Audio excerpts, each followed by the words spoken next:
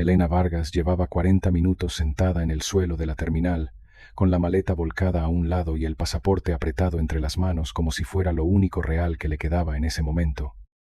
A su alrededor, la gente seguía moviéndose. Familias con niños, parejas tomadas de la mano, viajeros con prisa que miraban sus teléfonos y no miraban nada más. Nadie la veía, nadie se detenía. Y ella, que toda su vida había sido exactamente esa clase de mujer que sigue adelante sin importar lo que pase, que dobla el dolor como se dobla una sábana, y lo guarda para después, que ha aprendido a funcionar, aunque por dentro algo no esté bien, porque las cosas no se detienen por los sentimientos de nadie. Esa mañana no podía levantarse. Había llegado al aeropuerto a las 7 de la mañana, puntual como siempre, con 2 maletas bien hechas y una sonrisa que le había costado más de lo que nadie sabía. Era el primer viaje que hacía fuera del país en sus 51 años de vida. No un viaje cualquiera, era el viaje que Marcos le había prometido desde que cumplieron 20 años de matrimonio. Una semana en Lisboa, hotel con vistas al Tajo, cenas tranquilas, los dos solos por primera vez en mucho tiempo. Lo habían planeado juntos durante meses, o al menos así lo había sentido ella, que había puesto en ese viaje la energía que una pone en las cosas que necesita creer que van a pasar. Había pedido vacaciones con anticipación, había comprado ropa nueva, había guardado dinero del que manejaba para la casa, para tener algo propio que gastar allá, había investigado restaurantes y miradores y esas calles del barrio alto que salen en las fotos con la luz de la tarde. Había hecho todo lo que hacen las mujeres cuando todavía creen que algo va a pasar. Marcos llegó al aeropuerto 1 hora después que ella. No llegó solo, Elena lo vio desde lejos. Primero reconoció su chaqueta, la marrón que ella le había regalado el año anterior después de buscarla mucho porque quería que fuera exactamente del color que a él le quedaba bien.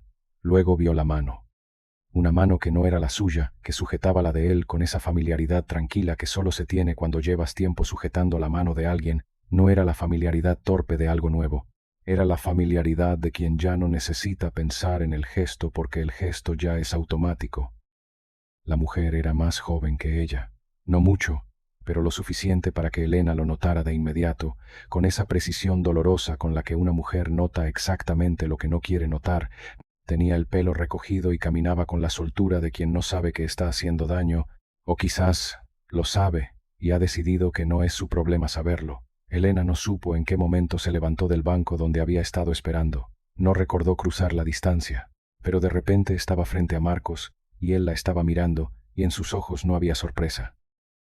Eso fue lo que más le dolió, que no hubiera sorpresa, solo ese alivio particular del que lleva demasiado tiempo cargando un secreto y finalmente puede soltarlo, aunque la manera de soltarlo no sea la que debería, aunque el lugar sea un aeropuerto y no una conversación en casa como merecía 20 años de historia. Marcos habló durante 10 minutos. Elena no recordaría después el orden exacto de las palabras, pero sí el efecto que tuvieron. Palabras preparadas, ordenadas, como un discurso que alguien ensaya frente al espejo de un baño muchas noches antes de decirlo, que llevaba tiempo sintiéndose solo dentro del matrimonio, que no había querido hacerle daño, que era mejor así, que con el tiempo lo entendería, que la respetaba y que siempre la había respetado. Palabras que suenan a verdad cuando quien las dice ya ha tomado la decisión, cuando el dolor de quien escucha ya no es un factor en el cálculo, cuando lo único que queda es pronunciarlas en voz alta para que sean definitivas. Cuando Marcos terminó de hablar, Elena abrió el bolso, sacó las llaves del coche que él le había dado hacía años, cuando todavía eran un gesto de confianza y de futuro y no un trámite. Las puso en su mano sin decir nada. Luego dio media vuelta. Escuchó que él decía algo más, algo sobre el vuelo que estaba pagado, que podía usarlo si quería, que lo entendería si necesitaba tiempo. No respondió. Caminó hasta el primer banco que vio en la sala de espera, se sentó, puso la maleta a su lado, y ahí fue cuando el cuerpo le cobró todo lo que no había sentido delante de él. No lloraba con discreción, lloraba con los hombros sacudiéndose y la cara entre las manos, con ese sonido que sale de muy adentro y que no tiene botón de apagado, que da vergüenza, y que sin embargo no se puede controlar porque viene de un lugar más profundo que la voluntad. Lloraba con 20 años dentro del pecho, con los planes de Lisboa, con la ropa nueva que había comprado para un viaje que ya no existía, con todas las cenas que había preparado, con todos los cumpleaños que había organizado, con todas las veces que había pensado primero en él, antes de pensar en ella misma, que habían sido muchísimas, y que en ese momento se acumulaban en el pecho de una manera que casi no dejaba respirar. Lloraba y no podía parar. Y a su alrededor, el aeropuerto seguía siendo el aeropuerto, indiferente y ruidoso, sin hacer pausa por nadie. Fue así como Rodrigo Montaner la vio por primera vez. Él había llegado esa mañana al aeropuerto sin ningún plan de detenerse. Tenía un vuelo a Madrid en 90 minutos, una reunión importante al día siguiente, y esa manera de caminar que tienen los hombres que llevan años, sin necesitar detenerse porque el mundo se organiza alrededor de ellos, porque sus tiempos importan y todos lo saben. Rodrigo Montaner tenía 56 años. Su nombre aparecía en publicaciones de negocios, en directorios de empresas, en listas de personas cuya firma mueve cosas que la mayoría de la gente no puede imaginar. Había construido lo suyo desde cero, en el sentido más real de la expresión, sin herencias, ni contactos, ni ninguna red que lo sostuviera si caía. Y eso le había dado una manera de mirar el mundo que era difícil de describir pero fácil de reconocer. Miraba como quien sabe exactamente lo que cuesta empezar, como quien recuerda lo que se siente cuando no hay nada debajo. Y en ese banco, viendo a esa mujer de mediana edad que lloraba sin importarle que el mundo entero la viera, que había dejado de fingir que todo estaba bien de la manera en que lo dejamos de fingir cuando ya no nos queda energía para el fingimiento, es menor que numeral 0. 5 numeral es mayor que Rodrigo Montaner, que no se detenía por nadie desde hacía muchos años. Se detuvo, se acercó despacio, no corrió, no fue directo, no adoptó ese tono de rescate que tiene la gente que quiere ayudar pero que en realidad quiere sentirse útil. Se acercó como quien se acerca a algo frágil, sin querer asustarlo. Se sentó en el mismo banco, a una distancia que no invadía pero que se notaba. Puso su maletín sobre las rodillas. Y no dijo nada. Solo esperó. Era algo que había aprendido con los años, a base de equivocarse muchas veces de la manera contraria, que el primer impulso de decir algo casi siempre es el equivocado, que las personas necesitan ser notadas antes de ser ayudadas, que a veces la presencia sola ya es suficiente. Elena lo notó después de un rato, por esa presencia que uno percibe aunque tenga los ojos cerrados. Levantó la cara. Vio a un hombre mayor que ella, con el pelo entrecano y un traje oscuro que claramente valía dinero, mirándola con unos ojos que no tenían lástima. Eso fue lo primero que registró, casi sin quererlo, que no había lástima. La lástima tiene una textura particular, un componente de distancia y de superioridad que uno reconoce aunque no lo nombre. Esto no era lástima. Había algo más, algo que se parecía a la atención genuina, al reconocimiento de una persona que mira a otra y ve a una persona completa y no a un problema que resolver.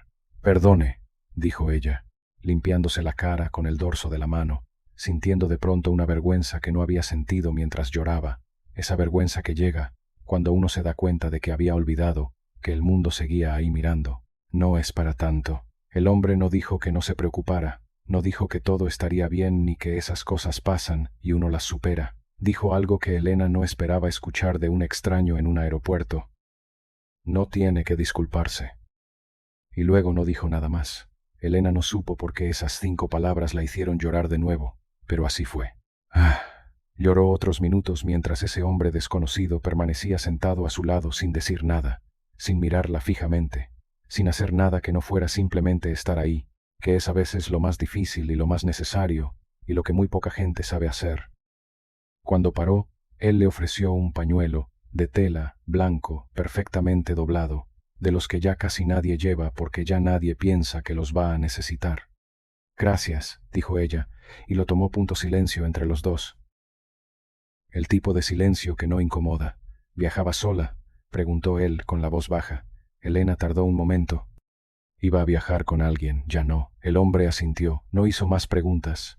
No dijo «lo siento», ni «cuánto lo entiendo», ni esas frases que la gente dice para salir del silencio cuando el silencio sería más honesto. Solo asintió, como si esa respuesta fuera suficiente y no necesitara ser rellenada con más palabras. Elena no sabía por qué seguía sentada en ese banco junto a ese desconocido, en lugar de llamar a su hermana, o pedir un taxi, o hacer cualquiera de las cosas que hace una persona adulta cuando algo sale muy mal. Tal vez era el agotamiento, tal vez era que ese hombre tenía algo en su manera de estar quieto que resultaba extrañamente calmante, como una presencia que no exige nada, que no necesita que tú estés bien para sentirse cómoda. Trabajo en un colegio, dijo ella de pronto, sin que nadie se lo preguntara. Fue una de esas cosas que salen porque el silencio las llama, porque cuando uno está muy dentro del dolor a veces lo que necesita es oírse hablar de cosas concretas, de cosas que siguen siendo ciertas aunque el resto se esté moviendo. Llevo 22 años dando clases, lengua y literatura, en un instituto público, en Málaga. Bueno, en un pueblo cerca de Málaga, pequeño, uno de esos sitios donde todo el mundo se conoce y donde las noticias viajan más rápido que las personas. Algo pasó por la cara del hombre en ese momento. Algo breve, tan breve que habría sido fácil no verlo. Un movimiento leve alrededor de los ojos, como el de alguien que acaba de escuchar una combinación de palabras que llevaba tiempo sin escuchar y que no esperaba escuchar aquí. Málaga, repitió, despacio. Las dos palabras sonaban distintas en su boca, más cargadas. ¿En qué instituto? Elena frunció el ceño levemente. Era una pregunta extraña para un desconocido en un aeropuerto. El Antonio Machado. ¿Por qué lo pregunta? El hombre tardó un momento en responder. Cuando lo hizo, su voz tenía un peso diferente al de antes, más cuidadoso, como si estuviera eligiendo las palabras con la atención de quien sabe que lo que va a decir no tiene marcha atrás. Porque hay algo que necesito preguntarle. Y antes de hacerlo necesito saber si usted es la persona que creo que es. ¿Usted recuerda a un alumno llamado Rodrigo Montaner? Hace 30 años, más o menos, un chico de unos 16, que venía de una familia con muy poco dinero, que suspendía casi todo, que iba al instituto sin desayunar la mayoría de los días. Elena abrió la boca y no dijo nada, porque sí recordaba. Por supuesto que recordaba.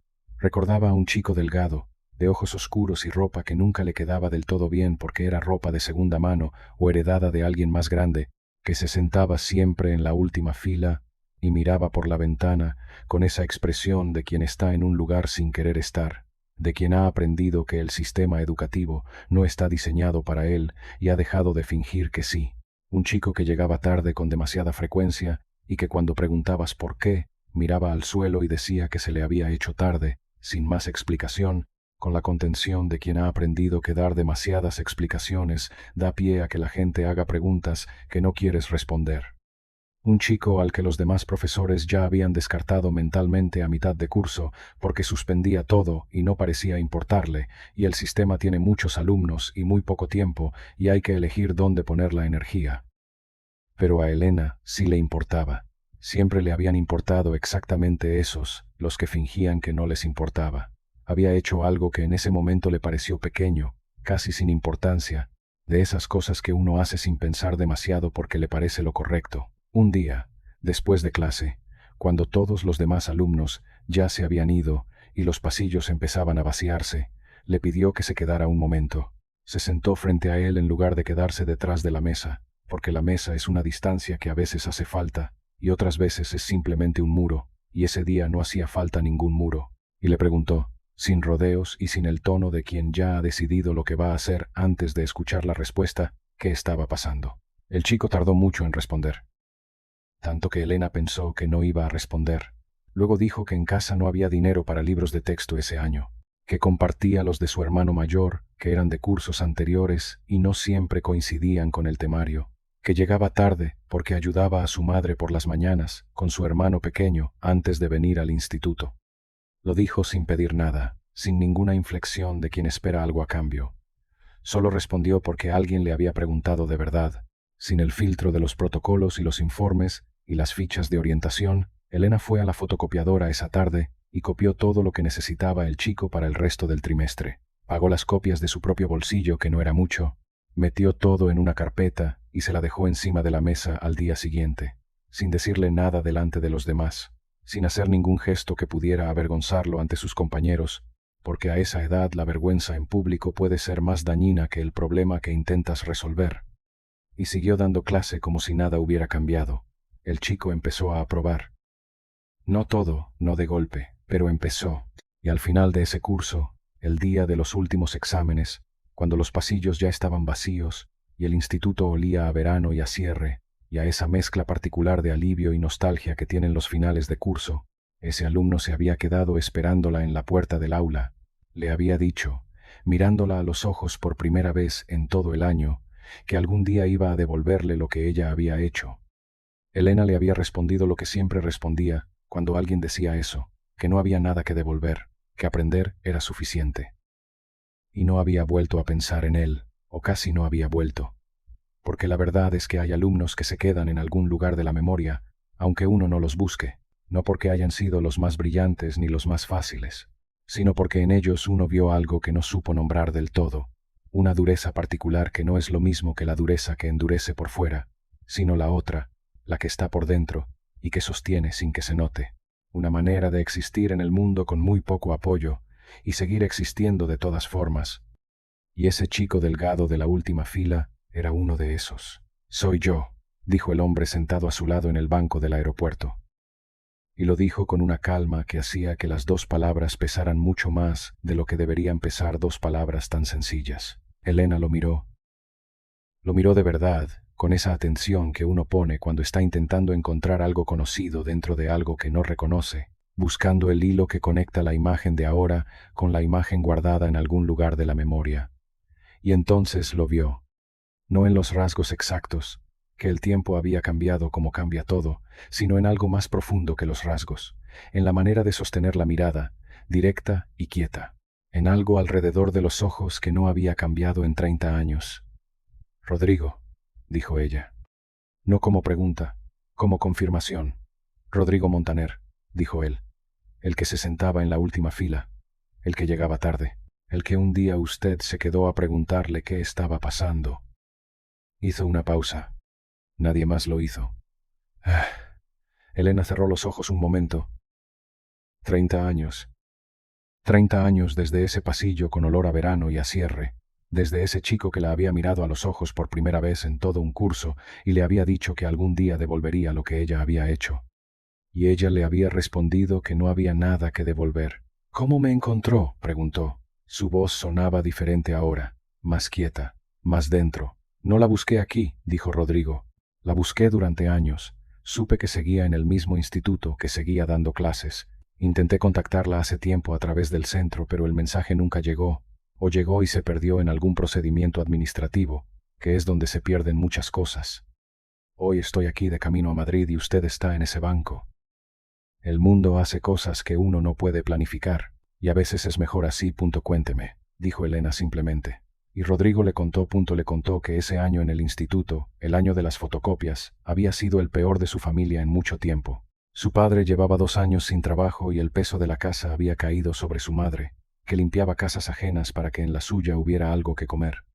Le contó que esa tarde, cuando ella lo llamó a quedarse después de clase, él había decidido de camino al aula que iba a mentir, que iba a decir que todo estaba bien, que era cuestión de esforzarse más, porque eso era lo que uno aprendía a decir cuando no quería ser una carga para nadie más, cuando ya había suficientes problemas en casa como para añadir los propios encima.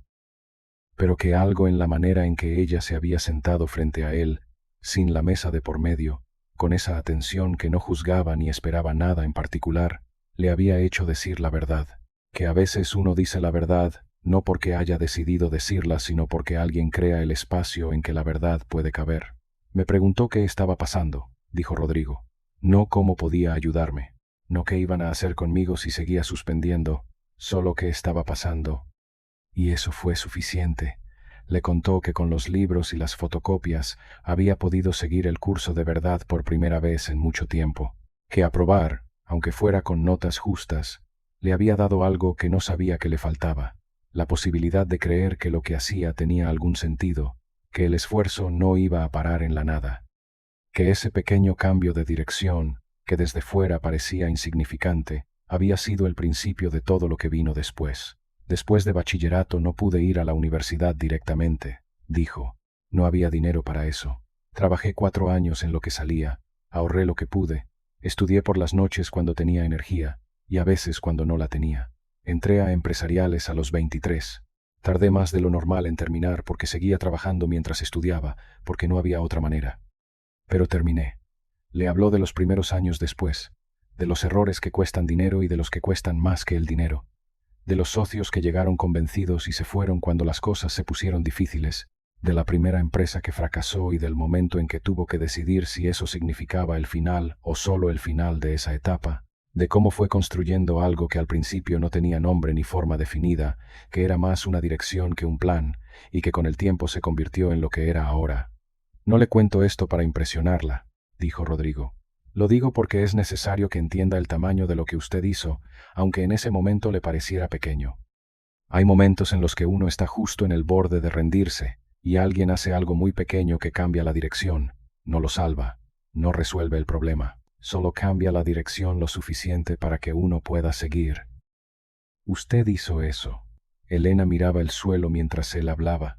Pensaba en cuántas veces en esos 30 años había dudado de si servía de algo lo que hacía, en cuántas noches había corregido exámenes con los ojos ya cansados, preguntándose si alguno de esos alumnos llevaría algo de ella cuando se fueran, o si simplemente pasarían por su aula como se pasa por un corredor, sin dejar ni llevarse nada.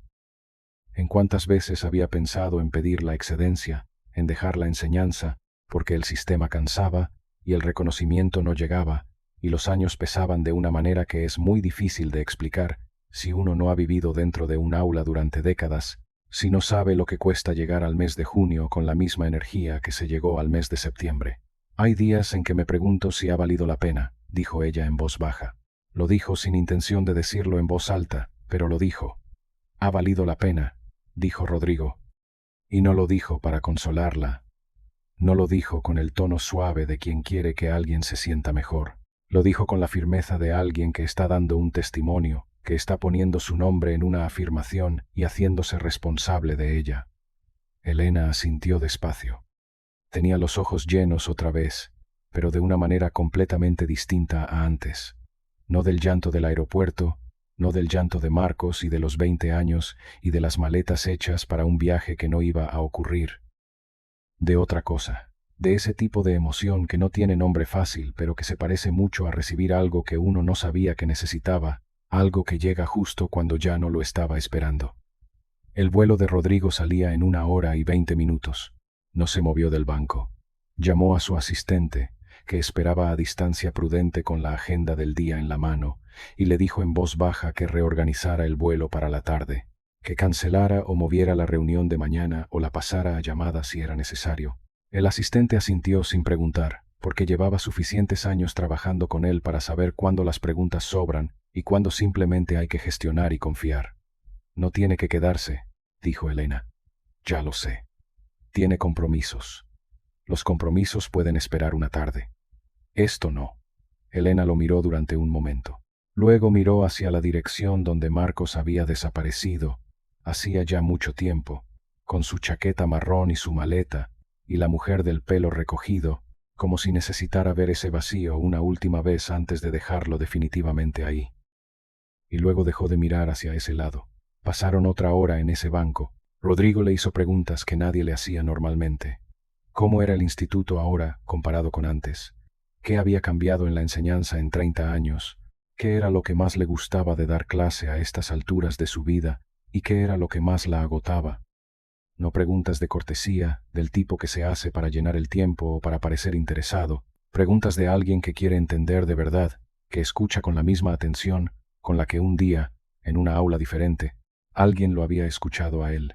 Le dijo que lo que más amaba de dar clase era ese momento, que ocurría pocas veces al año, pero que cuando ocurría compensaba muchas cosas, en que veías en los ojos de un alumno que algo había hecho clic, no la nota, no el examen aprobado, ese instante anterior, el de la conexión entre una idea y una mente que todavía no la había tenido, ese momento exacto en que algo que era oscuro se vuelve claro y uno lo ve en la cara del otro antes de que lo diga.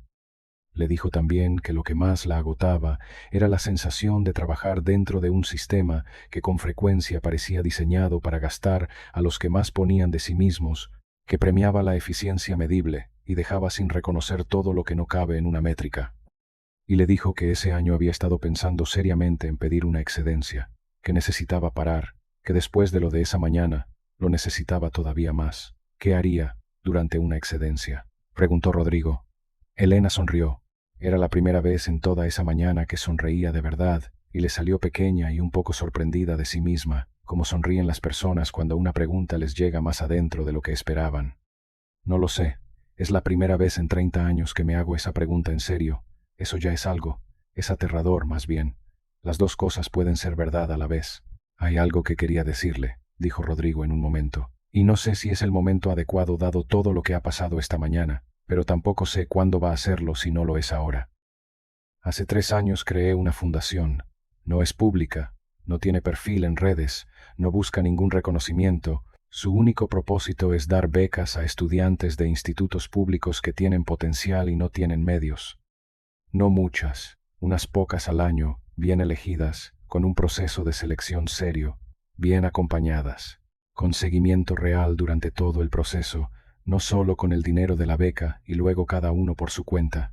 Busco personas que puedan encargarse de ese seguimiento, que conozcan a esos chicos de verdad, que sepan leer entre líneas lo que no dicen, que reconozcan lo que necesitan, aunque no lo pidan porque no saben pedirlo o porque han aprendido que no sirve de nada. No le estoy ofreciendo un trabajo formal con contrato y horario. Le estoy preguntando si le interesaría saber más, porque la persona que busco para ese rol es exactamente el tipo de persona que se sienta sin la mesa de por medio y pregunta qué está pasando. Elena abrió la boca. La cerró. Miró el suelo un momento, pensó en el instituto, en los 22 años de clases, en los alumnos que habían pasado por su aula y que ahora estarían repartidos por el mundo, haciendo sus vidas sin que ella supiera nada de ellos. Pensó en Marcos y en el viaje a Lisboa que no iba a ocurrir, y en el departamento al que tendría que volver esa noche y que ya no sería el mismo. Pensó en que esa mañana había llegado al aeropuerto, creyendo que su vida iba en una dirección, y que ahora, sentada en ese banco con el café que les había traído el asistente ya casi frío entre las manos, no sabía exactamente en qué dirección iba. Y pensó que quizás eso no era tan malo como le parecía, que quizás lo que parecía el final de algo era también el principio de algo que todavía no tenía nombre. ¿Puedo preguntarle algo?, dijo. Lo que quiera. Hoy, cuando me vio llorando en ese banco, si yo no hubiera mencionado Málaga, si no hubiera dicho que era profesora, ¿se habría detenido igual? Rodrigo tardó en responder. Era el tipo de pregunta que merece una respuesta honesta, aunque la honesta sea la más difícil. No lo sé, dijo finalmente. Creo que sí, pero no lo sé con certeza. Elena asintió. Le gustó esa respuesta mucho más de lo que le habría gustado un sí, sin dudas. Rodrigo tuvo que irse antes del mediodía. Antes de levantarse, sacó una tarjeta del bolsillo interior de la chaqueta. La puso sobre el banco, entre los dos, en lugar de entregársela directamente, como si quisiera que fuera ella quien decidiera si la tomaba o no. Cuando quiera hablar más, dijo. Sin prisa, sin compromisos, solo si le apetece. ¿Por qué lo recuerda tan bien?, preguntó Elena antes de que él se levantara del todo. Han pasado 30 años. Tiene que haber pasado muchas cosas desde entonces. Muchísimas cosas más grandes que unas fotocopias y una conversación de 10 minutos. Rodrigo la miró, porque hay momentos en la vida en los que uno está justo en el borde. No metafóricamente, de verdad en el borde, en ese punto exacto donde lo que viene después depende de si alguien hace o no hace algo muy pequeño. Usted estaba en ese borde esta mañana. Yo estaba en ese borde hace 30 años. La diferencia es que usted tuvo a alguien que se detuvo, y yo también. Los que se detienen no se olvidan. Elena cerró los ojos un momento. Rodrigo se puso de pie, tomó su maletín, la miró desde esa altura, con la luz del aeropuerto detrás de él, con ese ruido de fondo constante que tienen los aeropuertos y que uno deja de escuchar cuando está muy dentro de algo. Cuídese, dijo. Y lo dijo de la manera en que lo dice alguien que lo dice en serio, no como fórmula de despedida, sino como algo que le importa. Y se fue. Elena lo vio alejarse hasta que el traje oscuro desapareció entre la gente del aeropuerto. Luego miró la tarjeta que tenía en la mano. Solo un nombre, un número de teléfono y una dirección de correo, nada más. Las tarjetas de las personas que no necesitan demostrar nada suelen ser así. Miró su maleta, todavía a su lado, la levantó, la enderezó, la puso sobre sus ruedas. Salió del aeropuerto. Afuera, el sol de media mañana hacía lo que los soles hacen cuando no les importa lo que acaba de pasar en la vida de nadie. Iluminar todo por igual, sin distinciones, sin preguntarle a nadie si está listo para que sea de día. Elena se detuvo en la puerta.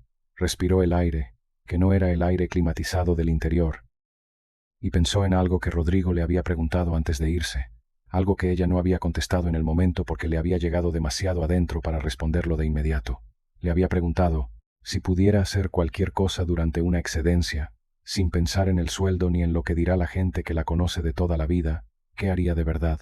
Y ella, que llevaba 30 años respondiendo preguntas de otros y muy pocas veces la suya propia, que había organizado su vida alrededor de horarios que no había elegido y de compromisos que a veces no había elegido del todo tampoco, no había sabido responder. Parada en esa puerta, con el sol encima y la ciudad delante, Elena Vargas se hizo esa pregunta en serio por primera vez, y descubrió que sí tenía respuesta, que siempre la había tenido. Solo había necesitado que alguien se la hiciera. Sacó el teléfono, no llamó a su hermana, no llamó a un taxi. Buscó algo concreto que llevaba años pensando que algún día buscaría, cuando tuviera tiempo, cuando las condiciones fueran las correctas, cuando todo estuviera en orden. Porque las condiciones nunca son perfectas, y esperar a que lo sean es la forma más elegante de no hacer nunca lo que uno de verdad quiere hacer. Encontró lo que buscaba, leyó, y tomó una decisión. En los días que siguieron, Elena habló con Rodrigo 2 veces por teléfono.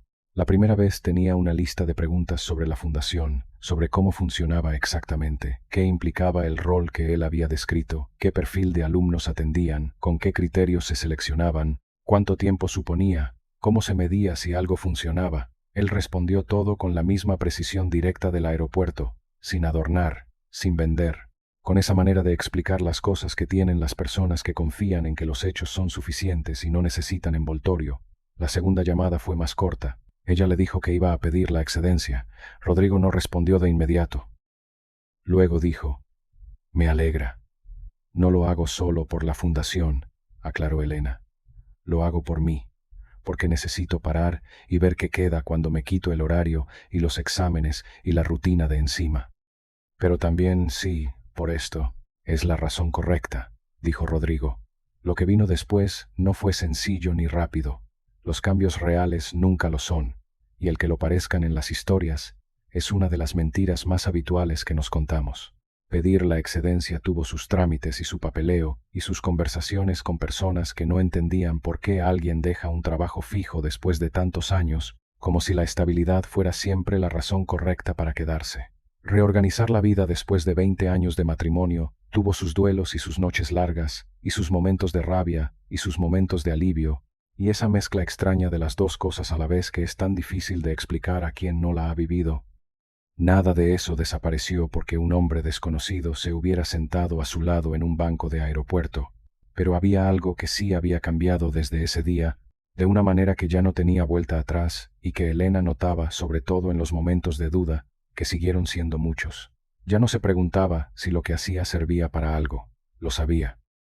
Con la certeza de un testimonio concreto, con nombre y apellido y 30 años de historia entre medias, con un hombre sentado frente a ella en un banco de aeropuerto diciéndoselo con la voz de quien no necesita que le crean porque simplemente está diciendo la verdad. Y esa certeza era un tipo de combustible que no se agota fácilmente, que dura. 3 meses después de ese día, Elena fue por primera vez a la sede de la fundación. Era un espacio pequeño, sin pretensiones, en una planta baja de un edificio del centro de la ciudad. Había 4 personas trabajando, todas jóvenes, todas con esa energía concentrada de quien trabaja en algo que cree que importa de verdad, que no es lo mismo que trabajar en algo bien pagado ni en algo respetable, sino en algo que uno elegiría aunque nadie lo viera. Rodrigo la recibió él mismo. No le dio un tour del espacio, ni le presentó el organigrama, ni le explicó la estructura de la fundación con diapositivas. La llevó directamente a la sala donde estaban los 2 primeros alumnos con los que ella iba a trabajar. Una chica de 17 años de un pueblo de Extremadura que quería estudiar biología y cuyos padres no habían pisado nunca una universidad, y un chico de 16 de un barrio de Sevilla que sacaba buenas notas en matemáticas, pero que llevaba meses pensando en dejar el instituto para ponerse a trabajar y ayudar en casa, porque a veces el presente pesa más que el futuro cuando el presente tiene hambre. Elena los miró, y en sus ojos reconoció algo que conocía muy bien.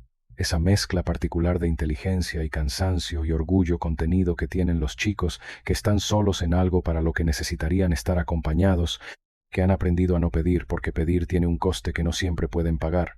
Se sentó frente a ellos, no detrás de ninguna mesa, al mismo nivel. «Cuéntame», dijo, «¿qué está pasando?» Y los dos, sin coordinarlo, sin haberse visto nunca antes, sin saber que esa pregunta iba a abrirles algo que llevaban tiempo queriendo cerrar, respondieron. Rodrigo, que observaba desde la puerta, se dio la vuelta y se fue sin decir nada, porque ahí ya no era necesario. Hay cosas que empiezan en un aula de instituto con unas fotocopias y una pregunta sencilla, que duermen durante décadas en la memoria de alguien que no te olvida aunque tú lo hayas olvidado a él, que guardan el nombre en algún lugar preciso y lo mantienen ahí sin saber exactamente para qué, que reaparecen en el momento más improbable, en un banco de aeropuerto, en el peor día de los últimos 20 años, para recordarte que lo que hiciste importó, que sigue importando. Elena Vargas no supo ese día que su vida estaba a punto de cambiar de dirección. Nadie lo sabe nunca en el momento en que ocurre. Solo supo que estaba sentada en el suelo con el pasaporte entre las manos y que no podía levantarse hasta que alguien se detuvo, y a veces, eso es exactamente suficiente para que todo lo demás empiece a moverse.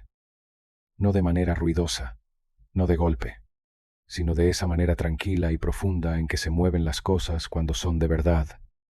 Poco a poco, con los pies en el suelo, con los ojos abiertos, con la certeza nueva de quien ha recibido algo que no esperaba y que ahora sabe, sin ninguna duda, que tiene algo que dar.